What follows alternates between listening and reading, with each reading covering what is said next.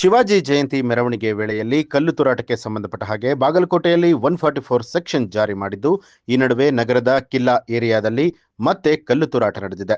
ನಿಷೇಧಾಜ್ಞೆ ನಡುವೆ ಅಂಗಡಿ ಮುಗ್ಗಟ್ಟುಗಳನ್ನು ಬಂದ್ ಮಾಡಿಸೋದಕ್ಕೆ ಹಿಂದೂಪರ ಸಂಘಟನೆ ಕಾರ್ಯಕರ್ತರು ಮುಂದಾಗಿದ್ದು, ಈ ವೇಳೆ ಪೊಲೀಸರು ಹಿಂದೂಪರ ಸಂಘಟನೆಯ ಕಾರ್ಯಕರ್ತರನ್ನ ತಡೆದಿದ್ದಾರೆ. ಈ ವೇಳೆ ಪೊಲೀಸರು ಹಾಗೂ ಹಿಂದೂ ಕಾರ್ಯಕರ್ತರ ನಡುವೆ ವಾಗ್ವಾದ ನಡೆದಿದ್ದು, ಉದ್ವಿಗ್ನರನ್ನ ಚದುರಿಸೋದಕ್ಕೆ ಪೊಲೀಸರು ಲಘು ಲಾಠಿ ಪ್ರಹಾರವನ್ನ ಮಾಡಿದ್ದಾರೆ.